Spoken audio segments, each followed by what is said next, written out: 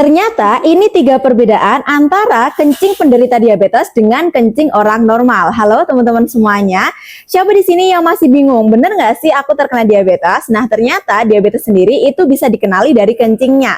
Selain kita bisa mengenali diabetes, kita juga bisa mengenali kalau misalkan kencingnya tadi itu mengarah ke kencing-kencing yang nanti saya sebutkan, itu artinya pankreas kita itu benar-benar sudah tidak bisa menampung gula berlebihan yang ada dalam tubuh, sehingga tubuh kita itu mengalirkan gula berlebihannya itu di ginjal.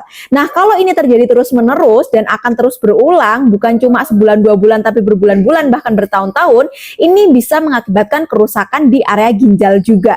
Makanya banyak penderita diabetes yang pada akhirnya itu terkena yang namanya gagal ginjal, perlu cuci darah dan lain sebagainya.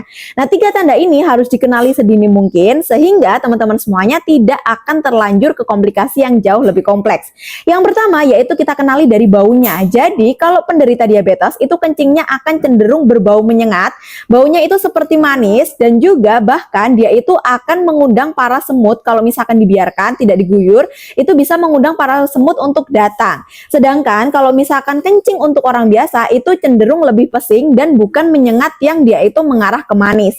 Yang kedua yaitu tingkat warna. Jadi kalau kencingnya orang diabetes itu akan jauh lebih pekat karena dia bukan cuma mengandung urin aja, tapi dia itu juga mengandung gula yang ingin dikeluarkan oleh si ginjal tadi.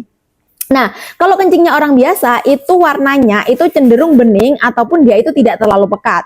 Yang ketiga yaitu intensitasnya. Jadi kalau untuk penderita diabetes cenderung kencingnya itu akan berkali-kali bahkan beberapa 8 sampai dengan 10 kali per harinya. Yang itu terjadi karena tubuh kita itu pengen mengeluarkan gula berlebihan melalui ginjal. Nah, kalau orang normal kencingnya itu sehari tidak lebih dari 5 kali.